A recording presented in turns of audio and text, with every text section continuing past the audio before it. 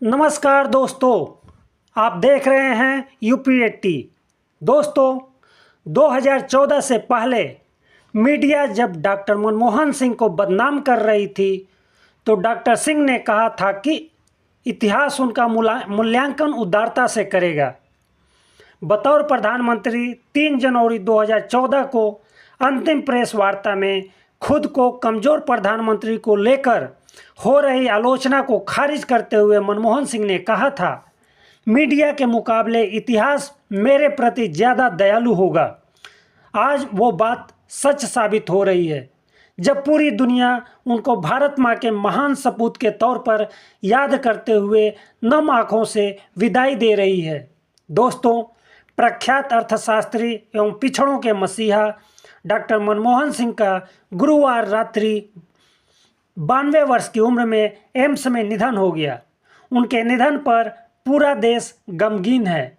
उनके निधन पर राष्ट्रपति द्रौपदी मुर्मू ने शोक व्यक्त करते हुए कहा है, डॉक्टर सिंह उन दुर्लभ राजनेताओं में थे जिन्होंने शिक्षा और प्रशासन की दुनिया में भी समान सहजता से काम किया, भारतीय अर्थव्यवस्था में सुधार के लिए महत्वपूर्ण योगदान दिया।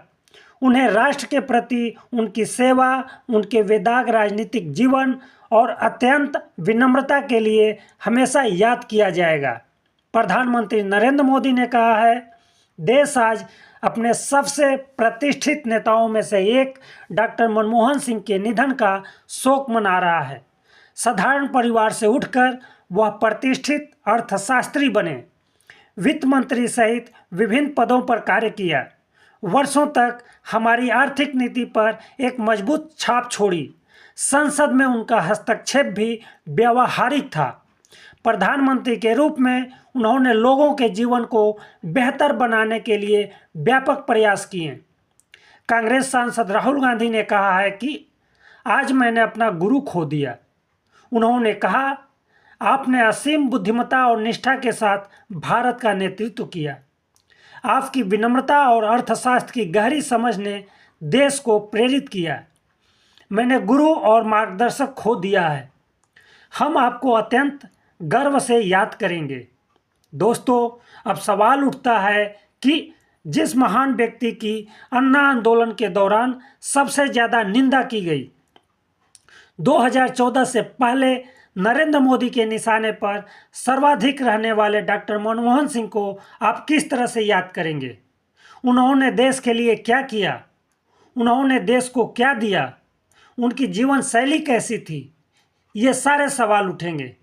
जब आप इन सभी बातों को लेकर अपने मानसिक पटल पर जोर देंगे तो आपको डॉक्टर मनमोहन सिंह हर मामले में लाल बहादुर शास्त्री के समकक्ष खड़े मिलेंगे।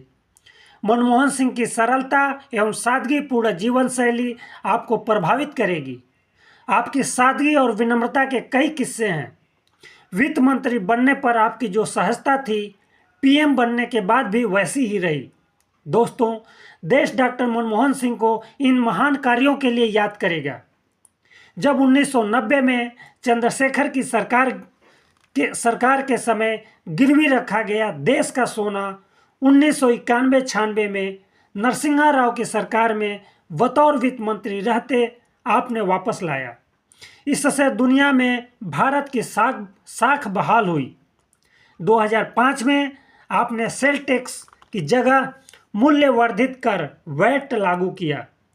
2008 में छठे वेतन आयोग की सिफारिशें लागू की।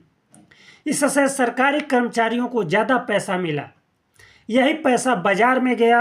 इससे देश को वैश्विक मंदी से निपटने में मदद मिली।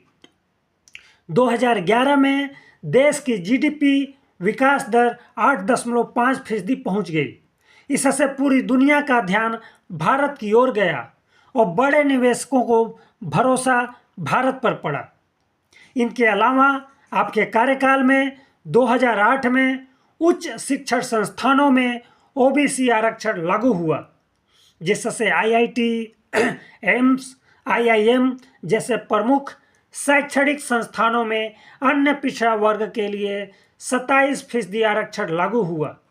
दोस्तों, डॉक्टर मनमोहन सिंह को याद करते हुए वरिष्ठ पत्रकार विक्रांत यादव ने सोशल मीडिया पर लिखा है, देश में जनता को जानकारी मिल सके सो सूचना का अधिकार दे दिया।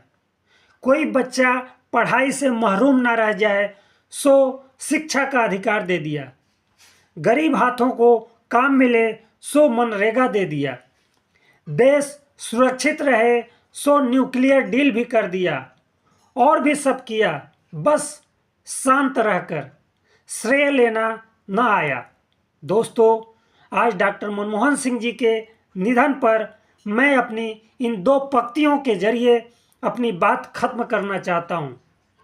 कहानी खत्म हुई और ऐसी खत्म हुई, कहानी खत्म हुई और ऐसी खत्म हुई कि लोग रोने लगे तालियां बजाते हुए। बस इतना ही। आप देखते रहिए UP80। धन्यवाद।